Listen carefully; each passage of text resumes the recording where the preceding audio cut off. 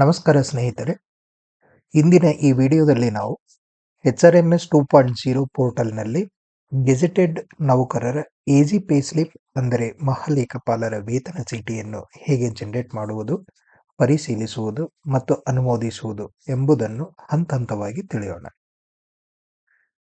ಮೊದಲನೇ ಹಂತ ಇನಿಷಿಯೇಟರ್ ಲಾಗಿನ್ನಲ್ಲಿ ಹೇಗೆ ಲಾಗಿನ್ ಆಗಬೇಕು ಮತ್ತು ಅದರ ಪ್ರಕ್ರಿಯೆ ಬಗ್ಗೆ ನೋಡ್ಕೊಳ್ಳೋಣ. ಮೊದಲಿಗೆ ವಿಷಯ ನಿರ್ವಾಹಕರು ಅಂದರೆ ಇನಿಷಿಯೇಟರ್ HRMS 2.0 ವೆಬ್ಸೈಟ್ಗೆ ಭೇಟಿ ನೀಡಿ ತಮ್ಮ ಯೂಸರ್ ಐಡಿ ಮತ್ತು ಕೊಟ್ಟಿರುವಂಥ ಗುಪ್ತ ಪದವನ್ನು ಬಳಸಿ ಇಲ್ಲಿ ಲಾಗಿನ್ ಆಗಬೇಕು. ತಮ್ಮ ನೋಂದಾಯಿತ ಮೊಬೈಲ್ ಸಂಖ್ಯೆಗೆ ಬಂದಿರುವಂತಹ OTPಯನ್ನು ನಮೂದಿಸಿ ವೆರಿಫೈಯರ್ ಅಂತ ಹೇಳಿ ನಾವು ಲಾಗಿನ್ ಆಗಬೇಕು. ಲಾಗಿನ್ ಆದ ನಂತರ ಎಡಭಾಗದಲ್ಲಿರುವ ಮೆನು ಇಲ್ಲಿ ಕಾಣ್ತಾ ಇದೆಯಲ್ಲ, ಈ ಐಕಾನ್ ಮೇಲೆ ಕ್ಲಿಕ್ ಮಾಡಬೇಕು. ಅಲ್ಲಿ ಕಾಣುವಂಥ ಪಟ್ಟಿಯಲ್ಲಿ ಪೇ ರೂಲ್ ಎಂಬುದನ್ನು ಆಯ್ಕೆ ಮಾಡಿಕೊಳ್ಬೇಕು. ಪೇ ರೂಲ್ ಆಯ್ಕೆ ಮಾಡಿದ ನಂತರ ಅದರ ಅಡಿಯಲ್ಲಿ ಎಜಿ ಸ್ಲಿಪ್ ಅಂತ ಹೇಳಿ ಆಯ್ಕೆ ಕಾಣಿಸ್ತಿದೆ. ಇದರ ಮೇಲೆ ಕ್ಲಿಕ್ ಮಾಡ್ಕೊಳ್ಬೇಕು.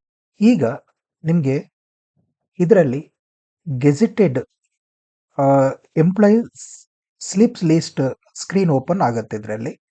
ಇಲ್ಲಿ ಇಂಟಿಗ್ರೇಷನ್ ಸೆಕ್ಷನ್ನಲ್ಲಿ ಇಂಟಿಗ್ರೇಷನ್ ಮತ್ತು ಸೆಂಟ್ ಅಂತ ಹೇಳಿದೆಯಲ್ಲ, ಈ ಇಂಟಿಗ್ರೇಷನ್ ಸೆಕ್ಷನ್ನಲ್ಲಿ ನಮಗೆ ಗೆಜೆಟೆಡ್ ನೌಕರರ ಪಟ್ಟಿ ಕಾಣುತ್ತದೆ.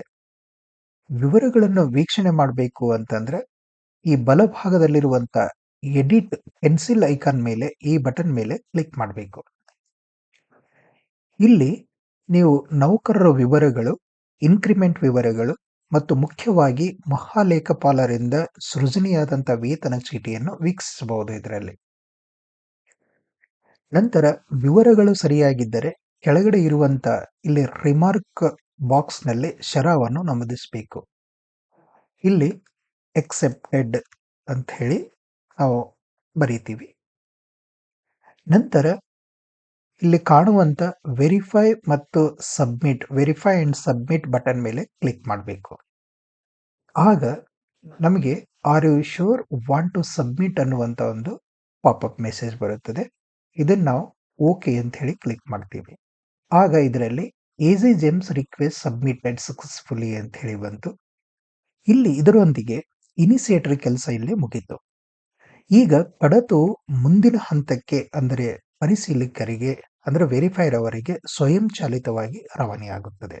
ಈಗ ಹಂತ 2ರಲ್ಲಿ ಪರಿಶೀಲಕರ ವೆರಿಫೈರ್ ಕಾರ್ಯವನ್ನು ಮಾಡಬೇಕು.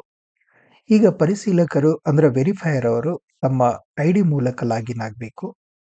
ಇದರಲ್ಲಿ ಯೂಸರ್ ನೇಮ್, ಅದಕ್ಕೆ ಕೊಟ್ಟಿರುವಂತಹ ಗುಪ್ತ ಪದ, ಕ್ಯಾಪ್ಚಾವನ್ನು ನಮೂದಿಸಿ ಸೈನ್ ಇನ್ ಅಂತ ಹಾಕಿದಾಗ ನಮಗೆ ನೋಂದಾಯಿತ ಮೊಬೈಲಿಗೆ OTP ರವಾನೆಯಾಗುತ್ತದೆ. ಬಂದಿರುವಂಥ OTPಯನ್ನು ನಮೂದಿಸಿ ವೆರಿಫೈ ಅಂತೇಳಿ ಕ್ಲಿಕ್ ಮಾಡಿದ ನಂತರ ನಾವು ಲಾಗಿನ್ ಆಗ್ತೀವಿ. ಲಾಗಿನ್ ಆದ ತಕ್ಷಣ ನಮಗೆ ಪೇರೋಲ್ನಲ್ಲಿ ನಾವು ವೆರಿಫೈಯರ್ ಅನ್ನು ಸೆಲೆಕ್ಟ್ ಮಾಡಿದ ನಂತರ ಇನ್ಬಾಕ್ಸ್ನಲ್ಲಿ ಎಜಿ ಜೆಮ್ಸ್ ಪೇ ಸ್ಲಿಪ್ ಅಂತ ಹೇಳಿ ಇಲ್ಲಿ ವರ್ಕ್ ಫ್ಲೋ ಆಕ್ಷನ್ ನಲ್ಲಿ ಎಜಿ ಜೆಮ್ ಪೇ ಸ್ಲಿಪ್ ನಲ್ಲಿ ಈ ವಿಷಯ ಕಾಣುತ್ತದೆ. ಅದನ್ನು ವೀಕ್ಷಣೆ ಮಾಡಬೇಕು ಅಂತಂದ್ರೆ ಆಕ್ಷನ್ ಬಟನ್ ಮೇಲೆ ಇಲ್ಲಿ ಕ್ಲಿಕ್ ಮಾಡಬೇಕು. ಈ ಪೆನ್ಸಿಲ್ ಬಟನ್ ಮೇಲೆ ಕ್ಲಿಕ್ ಮಾಡಿದ ನಂತರ ಇಲ್ಲಿ ನೌಕರರ ವಿವರಗಳು ಕಾಣಿಸ್ತವೆ. ಇದರಲ್ಲಿ ಈ ವಿವರಗಳನ್ನು ನೀವು ಪರಿಶೀಲಿಸಬೇಕು. ಇದ್ರಾಗ ಎಂಪ್ಲಾಯ್ ಡೀಟೇಲ್ ಗೋಚರಿಸ್ತಲ್ಲ, ಇದರಲ್ಲಿ ಆಕ್ಷನ್ ಬಟನ್ ನಲ್ಲಿ ಸೆಲೆಕ್ಟ್ ಮಾಡಿ ಇಲ್ಲಿ ಎಕ್ಸೆಪ್ಟ್ ಅಂತ ಹೇಳಿದೆ, ಇನ್ನೊಂದು ರಿಜೆಕ್ಟ್ ಬಟನ್ ಇದೆ. ಇಲ್ಲಿ ನೀವು ಆಕ್ಷನ್ ಬಾಕ್ಸ್ ಕ್ಲಿಕ್ ಮಾಡ್ಕೊಳ್ಬಹುದು ಅಥವಾ ಅದನ್ನು ತಿರಸ್ಕರಿಸುವುದಿದ್ದರೆ ರಿಜೆಕ್ಟ್ ಮಾಡಬಹುದು. ನಂತರ ಶರವನ್ನು ಬರೆದು ಸಬ್ಮಿಟ್ ಮಾಡಬೇಕು. ನಾನು ಈ ಹಂತದಲ್ಲಿ ಎಕ್ಸೆಪ್ಟ್ ಅಂತ ಹೇಳಿ ಕೊಡ್ತಾ ಇದ್ದೀನಿ. ಬರೆದು ಇಲ್ಲಿ ಸಬ್ಮಿಟ್ ಅಂತ ಕ್ಲಿಕ್ ಮಾಡಬೇಕು. ಆಗ are you sure want to accept the transaction ಅಂತ ಹೇಳಿದೆ, ಎಸ್ ಅಂತ ಹೇಳಿ ಕೊಡ್ತೀವಿ. ಆಗ ಇಲ್ಲಿ ಏನಂತರ ಕಡತವು ಮುಂದಿನ ಹಂತಕ್ಕೆ ಅಂದರೆ ಅಪ್ರೂವರ್ಗೆ ಹೋಗುತ್ತದೆ. ನೆಕ್ಸ್ಟ್ ಹಂತ ಇರೋದು 3ನೇ ಹಂತ, ಅನುಮೋದಕರ ಅಪ್ರೂವರ್ ಕಾರ್ಯ. ಇಲ್ಲಿ ಅಂತಿಮವಾಗಿ ಅನುಮೋದಕರು ಅಂದ್ರೆ ಅಪ್ರೂವರ್ ಅವರು HRMS 2.0ಗೆ ಲಾಗಿನ್ ಆಗಬೇಕು. ಲಾಗಿನ್ ಆಗಬೇಕು ಅಂತಂದ್ರೆ ಅವರಿಗೆ ಒದಗಿಸಿರುವಂಥ ಯೂಸರ್ ನೇಮ್ ಮತ್ತು ಗುಪ್ತ ಪದ, ಕ್ಯಾಪ್ಚಾವನ್ನು ಎಂಟ್ರಿ ಮಾಡಿ ಸೈನ್ ಇನ್ ಅಂತ ಕ್ಲಿಕ್ ಮಾಡ್ತೀವಿ. ನಂತರ ನಮಗೆ ನೋಂದಾಯಿತ ಮೊಬೈಲ್ ಸಂಖ್ಯೆಗೆ ಒ-ಟಿ-ಪಿ ಬರುತ್ತೆ. ಆ ಒ-ಟಿ-ಪಿಯನ್ನು ಎಂಟರ್ ಮಾಡಿ ನಾವು ವೆರಿಫೈ ಅಂತ ಮಾಡಿದಾಗ ನಾವು ಲಾಗಿನ್ ಆಗ್ತೀವಿ. ಲಾಗಿನ್ ಆದ ನಂತರ ವೆರಿಫೈಯರ್ ಅವರ ಲಾಗಿನ್ ಆದ ನಂತರ ತಮ್ಮ ಇನ್‌ಬಾಕ್ಸ್‌ನಲ್ಲಿ ಅಲ್ಲಿರುವಂತಹ ಈ ಕಡತವನ್ನು ತೆರೀಬೇಕು. ಇಲ್ಲಿ ಇನ್‌ಬಾಕ್ಸ್ ಐಟಮ್‌ನಲ್ಲಿ ವರ್ಕ್ ಫ್ಲೋರ್‌ನಲ್ಲಿ ಈಸಿ ಜೆಮ್ಸ್ ಪೇ ಸ್ಲಿಪ್ ಅಂತ ಹೇಳಿ ಕಾಣ್ತಾ ಇದೆ. ಇಲ್ಲಿ ವಿವರಗಳನ್ನು ಅಂತಿಮವಾಗಿ ಪರಿಶೀಲಿಸಬೇಕಿದನ್ನು. ಪರಿಶೀಲಿಸಬೇಕು ಅಂದ್ರೆ ಇಲ್ಲಿ ಆಕ್ಷನ್ ಬಟನ್‌ನಲ್ಲಿ ಪೆನ್ಸಿಲ್ ಈ ಎಡಿಟ್ ಡೀಟೇಲ್‌ನ್ನು ಕ್ಲಿಕ್ ಮಾಡಬೇಕು. ಆಗ ಇಲ್ಲಿ ಎಂಪ್ಲಾಯಿ ಡೀಟೇಲ್ ನಮಗೆ ಇದರಲ್ಲಿ ಕಂಡುಬರುತ್ತದೆ. ಇಲ್ಲಿ ನಾವೇನ್ ಮಾಡಬೇಕು ಅಂತಂದ್ರೆ ಈ ಆಕ್ಷನ್ ಕಾಲಮ್‌ನಲ್ಲಿ ನಾವು ಅಪ್ರೂವರ್ ಏನ್ ಮಾಡ್ಬೇಕು ಇಲ್ಲಿ ಎಕ್ಸೆಪ್ಟ್ ಅಪ್ರೂವ್ ಅಥವಾ ರಿಜೆಕ್ಟ್ ಮಾಡೋದಿದ್ರೆ ರಿಜೆಕ್ಟ್ ಅನ್ಬೇಕು. ನಾವು ಸರಿಯಾದ ವಿವರ ಇರೋದರಿಂದ ಎಕ್ಸೆಪ್ಟ್ ಅಂತ ಹೇಳಿ ಕ್ಲಿಕ್ ಮಾಡ್ತಾ ಇದ್ದೇನೆ.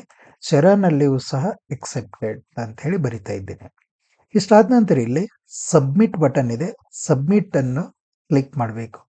ಆಗ ಸಿಸ್ಟಮ್ ನಿಮಗೆ ಆರ್ ಯು ಶೋರ್ ಅಂತ ಹೇಳಿ ಒಂದು ಮೆಸೇಜ್ ಬರುತ್ತಲ್ಲ, ಇದನ್ನ ಎಸ್ ಅಂತ ಹೇಳಿ ಕ್ಲಿಕ್ ಮಾಡಿ ಈ ಸಬ್ಮಿಟ್ ಮಾಡಿದ ನಂತರ ಈಸಿ ಪೇ ಸ್ಲಿಪ್ ಪ್ರಕ್ರಿಯೆ ಯಶಸ್ವಿಯಾಗಿ ಪೂರ್ಣಗೊಳ್ಳುತ್ತದೆ, ಎಕ್ಸೆಪ್ಟೆಡ್ ಸಕ್ಸಸ್ಫುಲಿ ಅನ್ನುವಂತ ಒಂದು ಮೆಸೇಜ್ ಇದರಲ್ಲಿ ಗೋಚರಿಸುತ್ತೆ. ಹೀಗೆ ಇಲ್ಲಿ ಈಸಿ ಪೇ ಸ್ಲಿಪ್ ಅನ್ನು ನಾವು ಹೇಗೆ ನಾವು ಅಪ್ರೂವ್ ಮಾಡಿದ್ದೀವಿ, ವೆರಿಫೈ ಯಾವ ರೀತಿಯಲ್ಲಿ ಮಾಡಿದ್ದೀವಿ ಅನ್ನುವಂಥ ಮಾಹಿತಿಯನ್ನು ತಿಳ್ಕೊಂಡಿವಿ.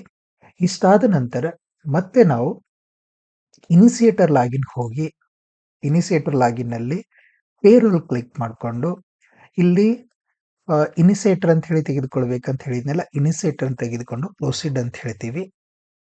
ಆಗ ನಮಗೆ ಆ ಬಿಲ್ಲನ್ನು ರೀಪ್ರೋಸೆಸ್ ಮಾಡಬೇಕಲ್ಲ, ಕರಡು ವೇತನ ಬಿಲ್ಲನ್ನು ರೀಪ್ರೋಸೆಸ್ ಮಾಡಬೇಕು ಅಂತಂದ್ರೆ ಇದರಲ್ಲಿ ಈ ಐಕಾನ್ ಮೇಲೆ ಕ್ಲಿಕ್ ಮಾಡಿ ಪೇರೋಲ್ ಅಂತ ಮಾಡ್ತೀವಿ. ಡ್ರಾಪ್ ಪೇ ಬಿಲ್ ಅಂತ ಹೇಳಿ ತೆಗೆದುಕೊಳ್ತೀವಿ.